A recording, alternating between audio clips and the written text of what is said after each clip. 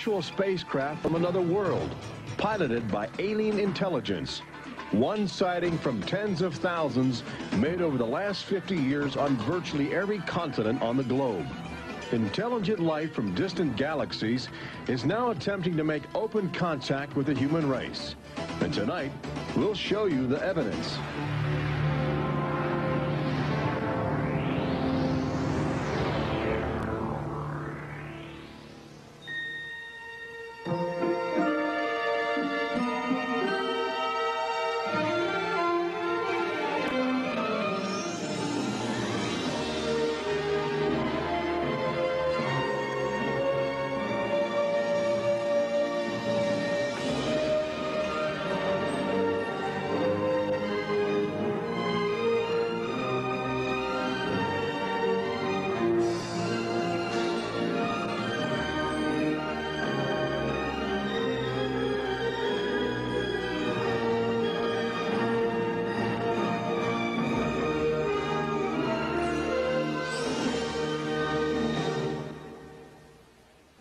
Tonight we celebrate the new Tomorrowland at Walt Disney World in Florida with a television special that's out of this world. Hello, I'm Michael Eisner, head of the Walt Disney Company. In a top-secret military installation somewhere in the United States, there are those who believe that the government is hiding the remains of an alien spacecraft that mysteriously crashed to Earth. With more and more scientific evidence of alien encounters and UFO sightings, the idea of creatures from another planet might not be as far-fetched as we once thought. In fact, one of you out there could have the next alien encounter. Enjoy tonight's special. I'm going to walk over and see if I can sneak a peek. Maybe not. Alien Encounters from New Tomorrowland is brought to you by Bounty. Outstanding absorbency and durability make Bounty the quilted quicker picker-upper. Scientific verification of extraterrestrial life forms routinely arriving on Earth. Top secret reports from ongoing military investigations. Compelling home videos of alien craft captured within the last few months. World figures who have gone public with their own extraterrestrial experiences. The shocking history of government misinformation programs designed to prevent widespread panic. And personal accounts of those who have been abducted and studied against their will. It's happened to me, it's happened to my sister, and I believe my mother. My son looks me straight in the eyes, and he says, "They took blood out of you, Mama." They don't ask permission, they take you.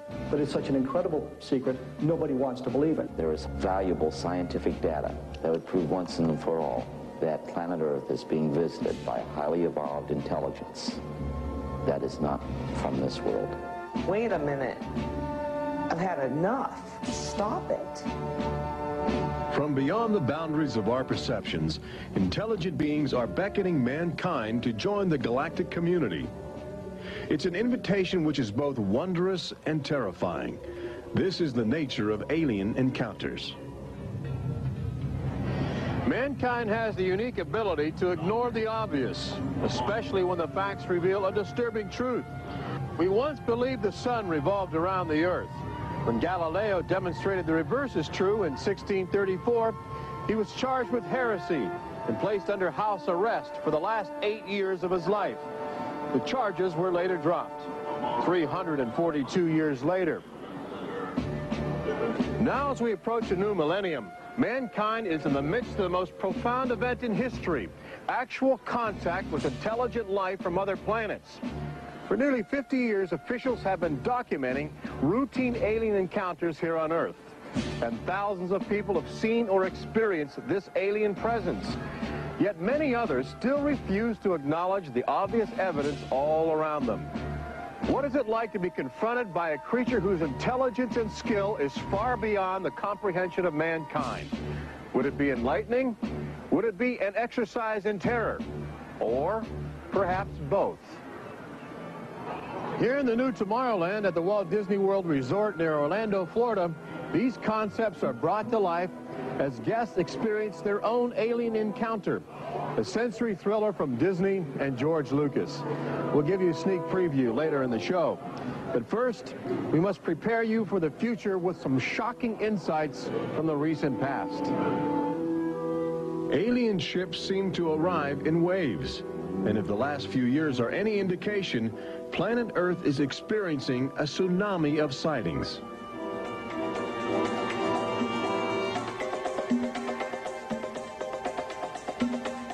Mexico City, 1992.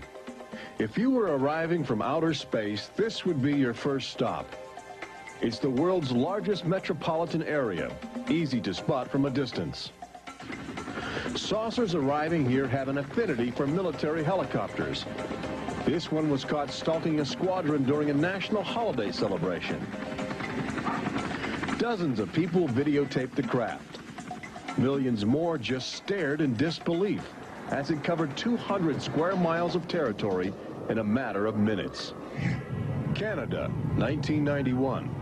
In a residential area just outside Ottawa, this alien ship was photographed landing in what appears to be a prearranged site.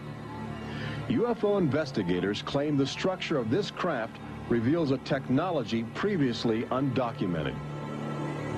This sighting is known as the Guardian case, named after the pseudonym of the photographer who wishes to keep his identity secret to avoid harassment from local authorities uncomfortable with the notion of alien intruders. For the last few months of 1994 and lately in 1995, Gulf Breeze, Florida has been ground zero for alien encounters. Especially during the day, extraterrestrial craft have become common ornaments in the uneasy skies. Over those dunes right there. There she is, right there. Oh my God. Residents of Gulf Breeze routinely aim their home video cameras at the horizon. More often than not, they capture an astounding alien display. Look, there it is. Right up there. Looks like an egg on top and an egg on the bottom. You would think these alien sightings would be front page news. So why have they received almost no national attention? The answer is simple. For governments determined to maintain their authority, extraterrestrial contact is pure dynamite. They're beings from another planet. We don't know where they come from. We don't know what they're doing here. There's nothing we can do about it. Meet Captain Kevin Randall, retired Air Force intelligence officer, now a top investigator of alien encounters. Anytime a technologically superior civilization comes in contact with a technologically inferior civilization, the technologically inferior civilization ceases to exist. Not necessarily through conquest, not necessarily through invasion, but because the technology changes the underlying social structures of that civilization and it disintegrates. Those fears are reflected in a 1960 federally funded study by the Brookings Institution, which warned that public knowledge of alien life could cause civilization to collapse. So they began a policy of covering up and hiding the information, but they also began a policy of ridiculing, so that people who really see something are afraid to come forward. This isn't right to do the ridicule. I mean, a lot of people suffer. Retired Army officer Clifford Stone certainly suffered after he began private research into the UFO phenomena while still in the service. Well, I was given a lawful order while I was in the military to back off. I refused that lawful order. That resulted in me having to go to be psychoanalyzed, which kind of backfired on my command. But I was actually given a lawful order not to write to members of Congress without first getting it approved through my command, and not to talk to members of the media. Of course, I went out and violated all those directives simply because I felt they had no right, that I had a right. He also has determination. This collection of classified government documents represents years of determined effort by Stone to open the UFO files and offer fresh leads to investigators on the trail of the truth. It is not surprising that this book is making top military officials very uncomfortable.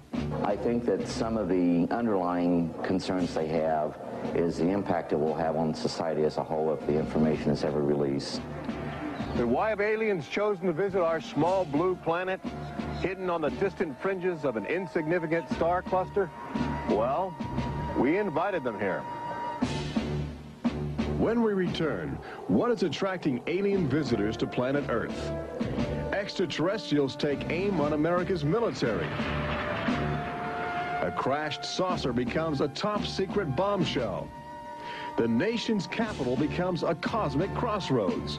And later, how Disney Imagineers have designed a way to prepare humans for their inevitable alien encounter.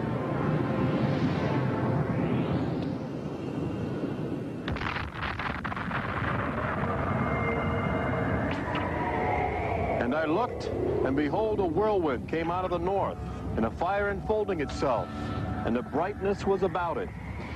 Also out of the midst thereof came the likeness of 4 living creatures. And when the living creatures went, the wheels went by them.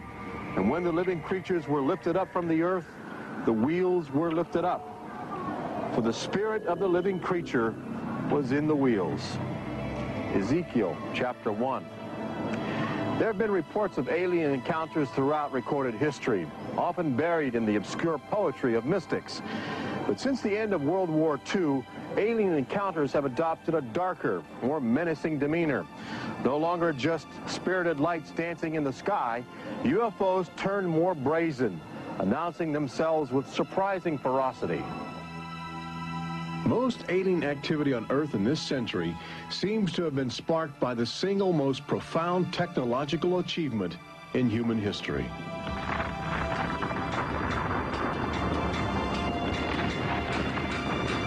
The atomic bomb did more than blow away every conventional notion of combat. It also saddled mankind with the awesome responsibility of life and death for the entire planet. But what the world didn't know in 1945 was that the atomic bomb's brilliant burst of energy would also be mankind's cosmic calling card, announcing to the universe that a technological society had evolved on a small blue planet in the backwaters of the stars. So as the world celebrated the war's end in 1945, aliens who heard man's atomic trumpet were already charting their course towards Earth, responding to our open invitation. As early as 1947, the large alien ships began to arrive, navigated by living creatures. Their advanced physics allowed them to traverse the galaxy and pierce Earth's atmosphere with amazing speed. The U.S. military immediately went on the alert against the unknown menace. Sightings were perceived as threats to the security of an America still reeling from the edgy consciousness of war. And the sightings were taking place all across the country. I glanced up and there were 3 flying saucers in a V with what appeared to be a dome on the top with, I can't be sure, but I believe I saw the sun glinting off of windows or observation portholes of sort. I think it was from outer space, but friendly. Army fighter planes are on patrol for flying saucers. Cameras installed to photograph them. Portland, Oregon, the area from which came the first weird reports. This flying saucer patrol shows how the Air Forces, while not putting too much stock in the mysterious things in the sky, are investigating. The control tower's in touch and on the watch. So are a whole lot of people these days. They're seeing flying saucers everywhere. Blocks of fantastic discs flying through the air. But the military finally had to admit that something was happening that they didn't understand, offering their first and only public statement on the UFO phenomenon. The recent sightings are in no way connected with any secret development by any agency of the United States. They weren't always called flying saucers. Some reports claim they resembled other household objects. The public was fascinated and anxious to make contact. But our official response remained aggressive, sometimes sparking deadly games of high-speed, high-altitude cat and mouse. National Guard Captain Thomas Mantell played that game and quickly became a grisly statistic. His last words, as Mantell soared at an altitude of 20,000 feet, are a chilling commentary on the power of the alien ships. I'm closing in to take a look. It looks metallic and of tremendous size. It's going up now as fast as I am. That's 360 miles per hour. I'm going after it. Moments later, Captain Mantell's mission had ended. Occasionally, the tables were turned. More than one alien craft crashed and was recovered for secret U.S. military research. The most famous case took place in July of 1947, just outside the community of Roswell, New Mexico. Famous because local officials openly admitted they had retrieved an alien ship before their commanders instructed them to keep the story confidential. What you can't explain, they reasoned, you must deny. July of 1947, the Army Air Forces at Roswell announced we had captured a flying saucer. You can say our government announced in July of 1947 they had a flying saucer. 3 hours later, they announced, no, it's really a weather balloon. The officers at Roswell made a mistake. But our government has come forward and said, yes, we had a flying saucer. Then they took it back. Any one of your viewers can go back to the newspapers on July 8th, July 9th of 1947, and just front page headline after headline that the government had captured a flying saucer. Don Schmidt from the Center for UFO Studies in Chicago is convinced that the Roswell case is the linchpin in America's ongoing alien cover-up. We have over 550 witnesses. They were there. They handled the debris. They saw the craft. They saw the bodies. They handled the crew members of that craft. And invariably, they all say, this was not from this earth. This is the actual site where the Roswell saucer was discovered, along with the bodies of 3 extraterrestrial missionaries who didn't survive the collision. The debris and the dead were impounded and taken away for top-secret study, while a classified investigative committee called the Majestic 12 was organized by President Truman. And a government cover-up was initiated with a calculated disinformation campaign. The military, I know for a fact, has established what's called disinformation programs, officially sanctioned deception programs. This is covered by a regulation at Department of Defense level that's secret. This is the case with the unidentified flying objects. I cannot say that the Roswell incident was a cover-up, but I can certainly say that the government back then and today acted like it was a cover-up and has been subject to being accused of a cover-up. The flying saucer debris at Roswell was attributed to a downed weather balloon. There was no explanation for the alien body parts among the wreckage. Before long, other sightings were dismissed as optical illusions caused by electrified swamp gas, with elaborate demonstrations staged for newsreel cameras to back up the claim. But while the Pentagon refused to publicly admit aliens had arrived on Earth, their top-secret internal memos told a different story, even detailing the various ships and the creatures they had autopsied. Meanwhile, the American people fell in love with flying saucers, sensing something playful in their alien design. Before long, even the military seemed to fall under the trance of the UFOs. Government inventors began to mimic what they were seeing in the sky, in a strategy to stumble upon the secrets of advanced alien technology. These rare films chronicle those primitive efforts. At a symposium conducted by Princeton University, weird and wonderful flying machines developed for the Army go through their paces. The flying scooter, for instance, with only a 7-horsepower motor. Or this flying what have you. Just count your fingers after starting the fans.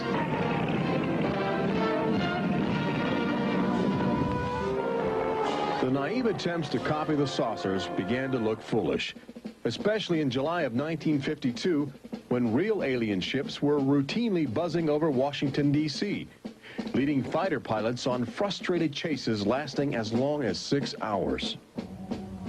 It was the first time since the War of 1812 that our nation's capital had been successfully invaded by a foreign power. By the early 1960s, UFOs were having a chilling effect on our defense operations. Their tremendous speed often caused them to be misidentified as incoming intercontinental ballistic missiles, putting American air bases on red alert. There needed to be some way for the U.S. and the Soviets to distinguish between nuclear attack and alien visitors. The weapon is installed in the Pentagon, but it's a weapon of peace. This is the teletype that will operate at the U.S. end of an open line to Moscow. This link, it is hoped, will help avoid misunderstandings that could possibly trigger a catastrophe. Now, a president could be in touch with the Russian premier in a matter of seconds. The hotline between Moscow and Washington was set up so they could go ahead and make last-minute pleas that we're not attacking you and you're not attacking us. The purpose for this was to ensure that a nuclear war would not be touched off by a UFO appearing on the scopes and being mistaken for enemy aircraft. The hotline eased some international tensions, but it didn't halt the interaction between the military and the aliens, which continues to this day. November of 1975, essentially every SAC base in the United States was visited by UFOs. We have reason to believe that the UFOs went ahead and had some effect on changing the codes within the missiles, within the launch control facility, to change where the missiles would hit. 1976, September, Iran. 2 F-4s tried to intercept a UFO and shoot upon a UFO. The weapon systems of the planes go dead. The communication systems go dead. These are just 2 examples of cases which sound like they came out of science fiction, but in reality, they're from government documentation. Documents released by the State Department. 3 main engines up and burning. September 1991. Space Shuttle Mission 48. Commander Clayton and his crew point their cameras at the planet's horizon for a live broadcast to Earth. Many viewers noticed an alien ship playfully cavorting around the shuttle at tremendous speeds.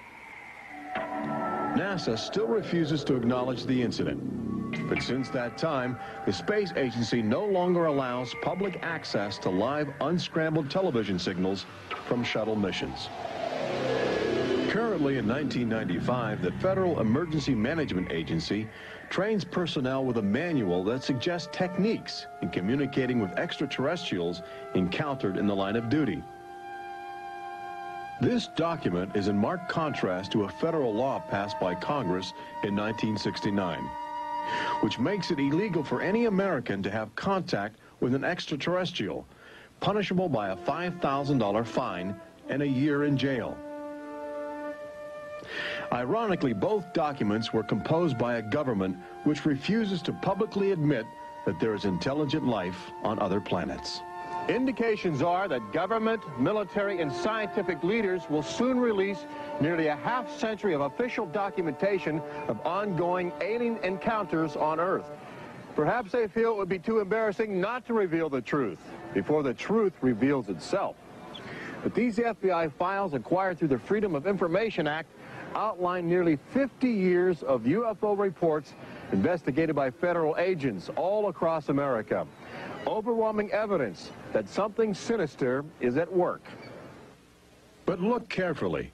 The torn pages, the ragged copies, the large areas blacked out in an effort to keep secrets locked away. If we are keeping information, which I am certain we are, from the American public on unidentified flying objects, then we're wrong. Government has an obligation to the people to tell the truth. No matter what that truth might be, the people have a right to know that planet Earth is being visited by a highly evolved intelligence that is not from this world.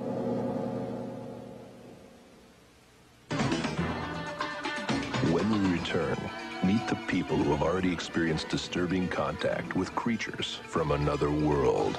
They don't ask permission, they take you. see how government is monitoring mutant life forms which have already staked their claim on planet Earth. And join Robert Urich on the fringes of the future in Walt Disney World's Magic Kingdom as Disney Imagineers prepare the public for their inevitable alien encounter. Encounters from New Tomorrowland.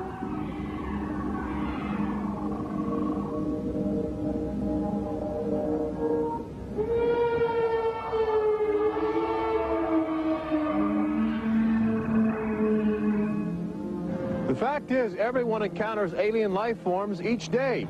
We've just become accustomed to ignoring the evidence. We expect the first visitors from outer space to arrive in flying saucers. But there are new scientific suggestions that the microbiotic organisms, which routinely invade human bodies in the form of viral disease, may have extraterrestrial connections. These minute alien life forms may very well be the advanced invasion force, leading the way to test Earth's environment for more complex and determined creatures.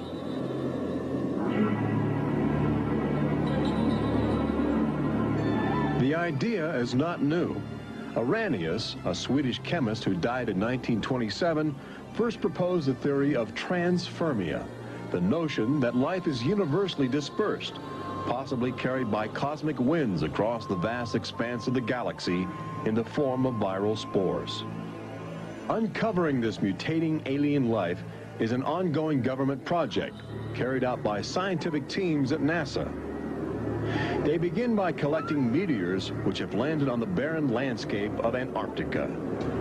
Here, low temperatures preserve the alien life clinging to 4-billion-year-old cosmic debris. In a specially sealed clean room at the Johnson Space Center, these crude interstellar spaceships are carefully dissected to extract the biotic matter inside. Amino acids, a kaleidoscope of organic compounds, and the chemical catalysts of life are analyzed with sophisticated gas chromographs and mass spectrometers. Life is plentiful in the universe and eerily tenacious. Lately, scientists have found extraordinary numbers of unknown organisms which have gained a biological foothold where we once thought survival would be impossible. They grow in deadly ammonia gas. They are resistant to ultraviolet radiation. They thrive inside the radioactive cooling systems of nuclear power plants. And they can even survive the vacuum of space, reanimating themselves when air and water become available. Riding inside the stone cocoon of a meteor, life can travel virtually anywhere, and a good deal of it lands on planet Earth. But just as we explore the genetic package of alien life, visitors from space are routinely examining human specimens, abducting men, women, and children in order to conduct disturbing biological experiments. Very, very few people who've had the experience are willing to talk about it publicly. There is such a kind of ridicule factor. Bud Hopkins, researcher and author of the best-selling book Intruders, is America's leading investigator into the alien abduction phenomenon, and largely responsible for bringing the astonishing situation to the nation's attention. The most important thing about this, I think, in studying it, is to realize that there are very distinct patterns. This is not just a box full of crazy experiences which are mutually contradictory. The patterns start this way. People are abducted first in childhood. When I go back into my memory, I don't know a day without them. And they are then re-abducted over many, many, many years. When I saw this light on the freeway, my first reaction was, oh my God, not again. I grabbed the side of my bed like, no, you're not gonna get away with this. You're not gonna get away with it this time. Then I feel lifted off of the bed, and the next thing that I remember is being on a table or a bench and these beings surrounding me.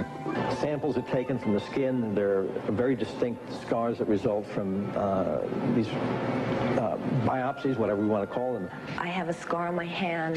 It seems to be a triangle shape that's a half an inch by half an inch if you were to measure it. They were just red and blistery and kind of in a large equilateral triangle on each foot.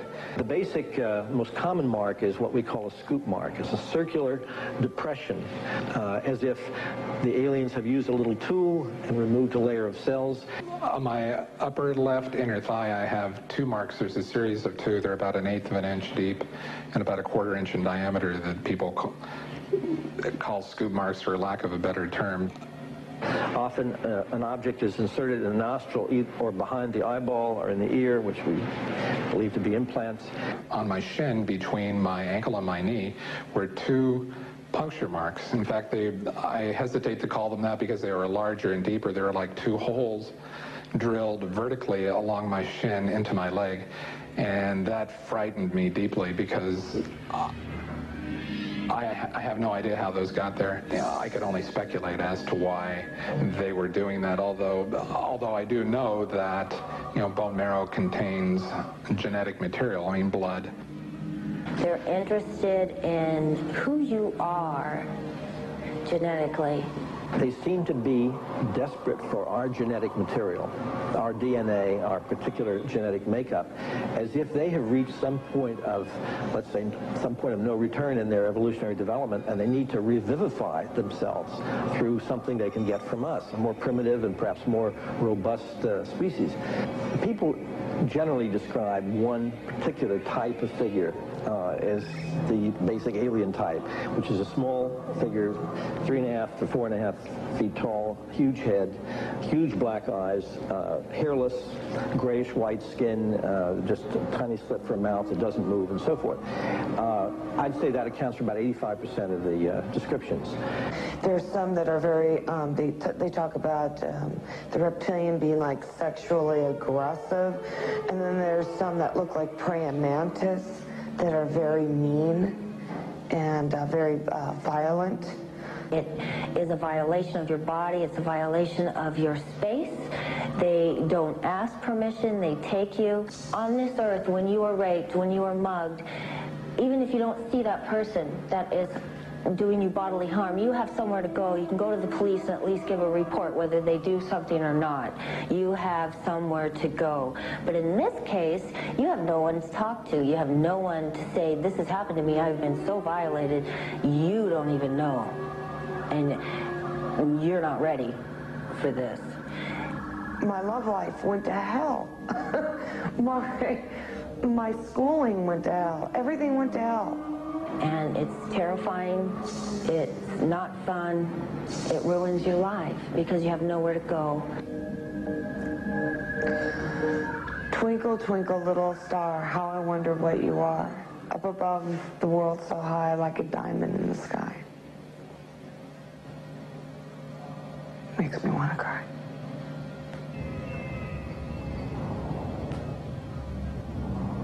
Part of the trauma involved in this is our government telling us that these objects don't exist. And I seem, and other members of my family, and other people seem to have these experiences. It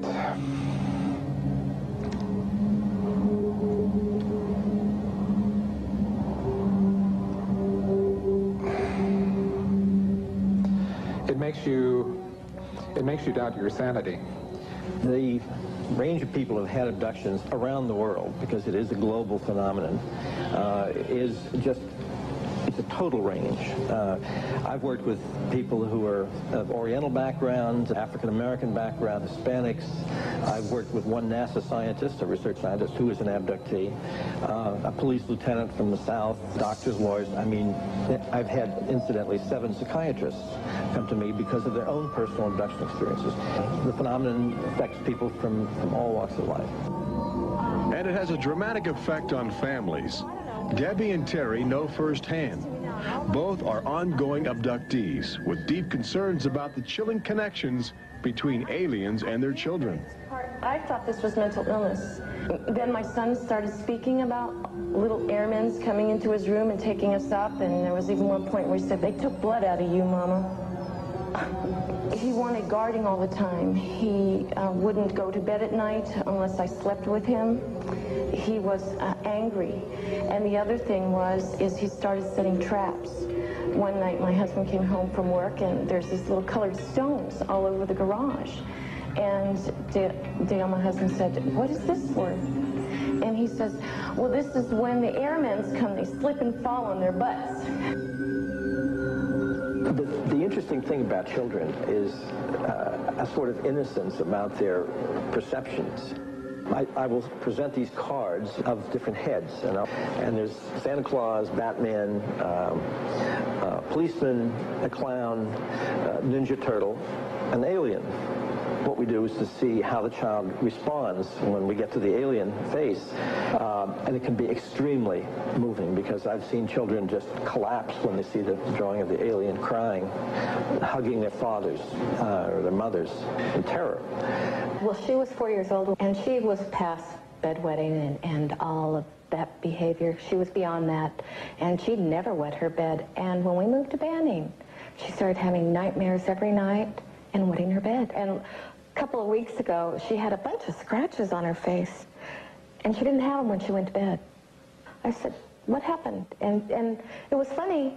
The only thing I could get out of her was that she asked me, "Do aliens hurt you?"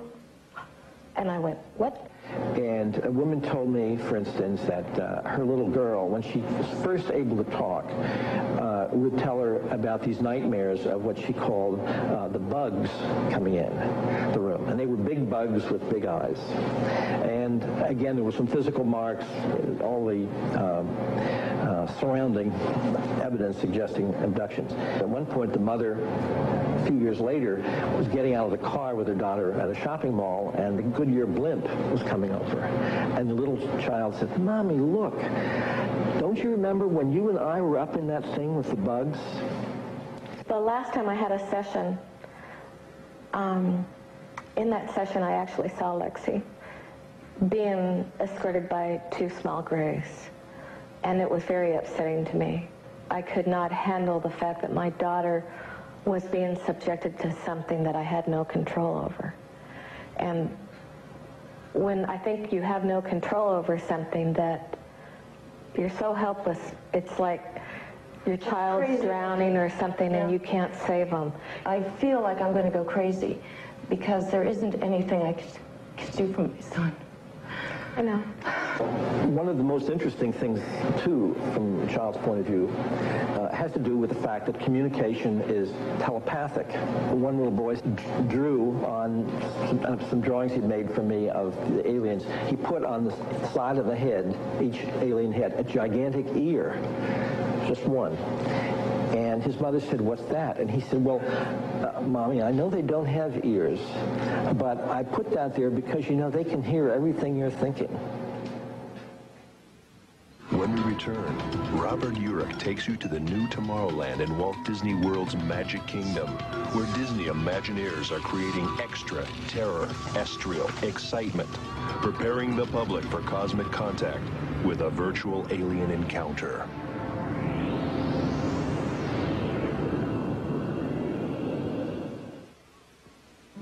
An official UFO sighting report, one of thousands compiled over the last few decades. This particular report from October 1969 was filled out by Jimmy Carter. He was still governor of Georgia at the time. He witnessed a luminous object suspended in a twilight sky. Later, when he assumed the office of President of the United States, his staff attempted to explore the availability of official investigations into alien contact. As this internal government memo illustrates, there are some security secrets outside the jurisdiction of the White House. We investigated lights in the sky for over 20 years. We didn't get anywhere. We have over 100,000 cases from over 160 countries in our files at the Center for UFO Studies in Chicago. When you actually take the time to look at the official record, look at the actual classified, disclosed documents on the phenomena, and I'll guarantee you'll walk away saying, why weren't we told about this? And why were we told something else altogether? We've all been indoctrinated to have this knee-jerk response just to that term, UFO. We have to ask ourselves, who started it? And isn't it about time we go out and find out for ourselves? Every year, NASA routinely propels about 24 astronauts into a low Earth orbit aboard the space shuttle, a loud, lumbering, somewhat primitive rocket ship.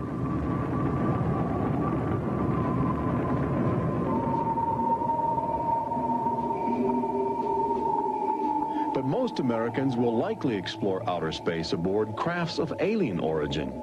Statistics indicate a greater probability that you will experience extraterrestrial contact in the next 5 years than the chances that you will win a state lottery.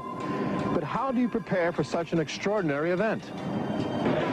Here in the new Tomorrowland at Disney World, scientists and Disney engineers have brought to life a possible scenario that helps acclimate the public to their inevitable alien encounter. Welcome to the new Tomorrowland Convention Center in the Magic Kingdom, where humans can enjoy their first taste of the future, as well as advanced extraterrestrial technology, and begin to understand the disturbing facets of alien intelligence. Excess Technologies, an interplanetary manufacturing and marketing conglomerate, is one of the first alien firms to take advantage of this showcase facility in new Tomorrowland, introducing humans to technology which promises to seize the future. Today, guests are exploring the concept of teleportation, the ability to transmit solid matter or living creatures across the endless void of space. Inside this chamber, at the extraterrestrial alien encounter attraction, cosmic representatives will demonstrate the secrets of a brave new world. Utilizing the ominous device, two very different life forms will make contact via the teleportation process. Unfortunately, high technology can backfire if operated by careless hands. As the seat restraints lock into place and the power generators are activated by anxious extraterrestrials, these happy humans are about to discover a disturbing truth. When science fiction becomes science fact, the results could be terrifying.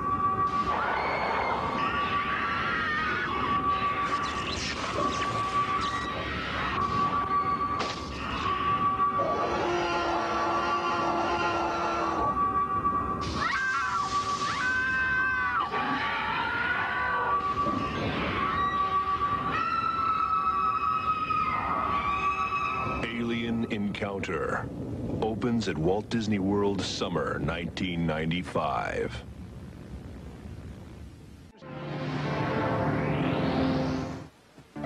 Planet Earth has always been a laboratory for alien life forms which can drop in from space or slowly mutate into bizarre fleshy organisms at our feet. Understanding the nature of these strange creatures from above and below is the greatest challenge of our age. We now know that our future, indeed the future of Earth itself, rests in the balance of the solid and the ethereal, of common sense and the irrational, in our relationship with alien life as grotesque as a fungus or as glorious as the heavens.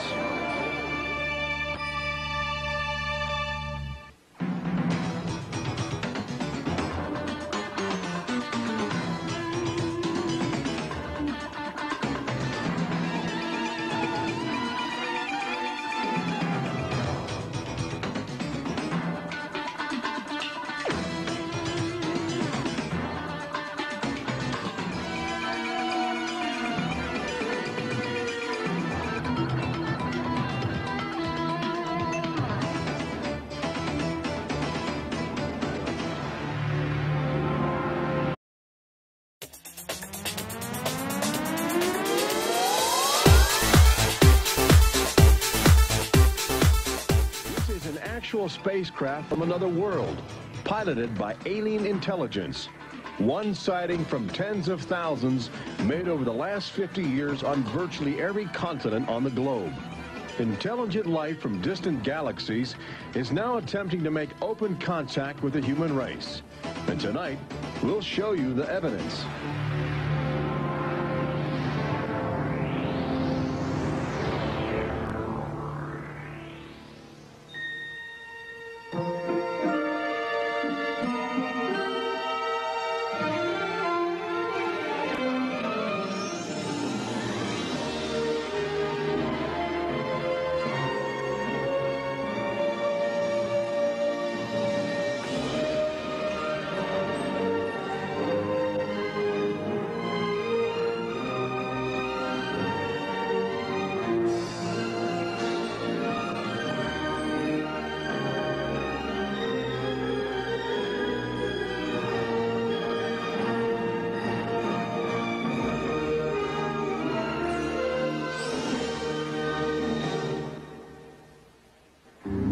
we celebrate the new Tomorrowland in Walt Disney World in Florida with a television special that's out of this world.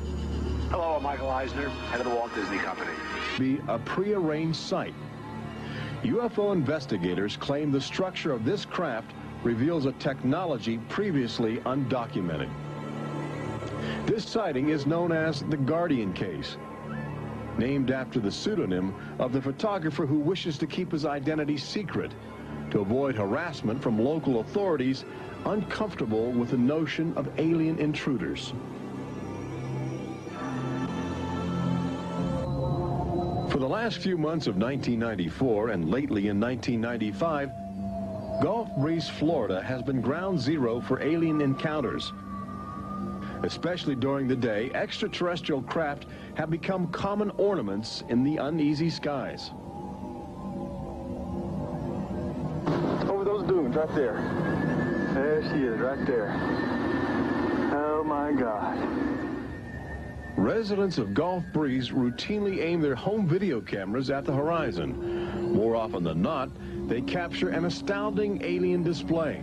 Look, there it is. Right up there. Looks like an egg on top and an egg on bottom. You would think these alien sightings would be front page news. So why have they received almost no national attention? The answer is simple. For governments determined to maintain their authority, extraterrestrial contact is pure dynamite. But it's such an incredible secret, nobody wants to believe it. There is valuable scientific data that would prove once and for all that planet Earth is being visited by a highly evolved intelligence that is not from this world. Wait a minute. I've had enough. Stop it. From beyond the boundaries of our perceptions, intelligent beings are beckoning mankind to join the galactic community. It's an invitation which is both wondrous and terrifying. This is the nature of alien encounters. Mankind has the unique ability to ignore the obvious, especially when the facts reveal a disturbing truth. We once believed the sun revolved around the earth. When Galileo demonstrated the reverse is true in 1634, he was charged with heresy and placed under house arrest for the last 8 years of his life. The charges were later dropped, 342 years later. Now, as we approach a new millennium, mankind is in the midst of the most profound event in history, actual contact with intelligent life from other planets. For nearly 50 years, officials have been documenting routine alien encounters here on Earth. And thousands of people have seen or experienced this alien presence. Yet many others still refuse to acknowledge the obvious evidence all around them. What is it like to be confronted by a creature whose intelligence and skill is far beyond the comprehension of mankind? Would it be enlightening? Would it be an exercise in terror? Or perhaps both? Here in the new Tomorrowland at the Walt Disney World Resort near Orlando, Florida, these concepts are brought to life as guests experience their own alien encounter, a sensory thriller from Disney and George Lucas. We'll give you a sneak preview later in the show. But first, we must prepare you for the future with some shocking insights from the recent past. Alien ships seem to arrive in waves. And if the last few years are any indication, planet Earth is experiencing a tsunami of sightings.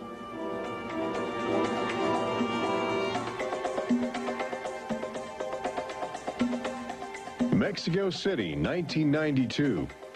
If you were arriving from outer space, this would be your first stop.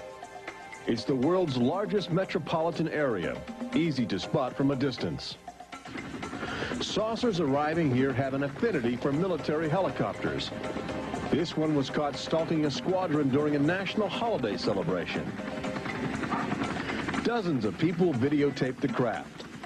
Millions more just stared in disbelief as it covered 200 square miles of territory in a matter of minutes. Canada, 1991.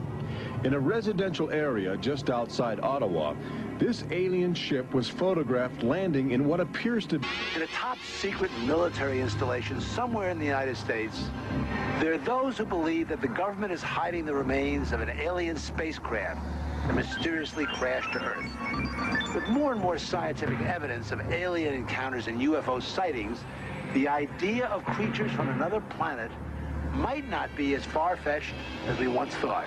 In fact, one of you out there could have the next alien encounter.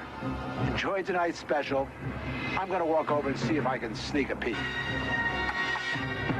Maybe not. Alien Encounters from New Tomorrowland is brought to you by Bounty. Outstanding absorbency and durability make Bounty the quilted quicker picker-upper. Scientific verification of extraterrestrial life forms routinely arriving on Earth. Top secret reports from ongoing military investigations. Compelling home videos of alien craft captured within the last few months. World figures who have gone public with their own extraterrestrial experiences. The shocking history of government misinformation programs designed to prevent widespread panic. And personal accounts of those who have been abducted and studied against their will. It's happened to me, it's happened to my sister, and I believe my mother. My son looks me straight in the eyes, and he says, "They took blood out of you, Mama." They don't ask permission, they take you.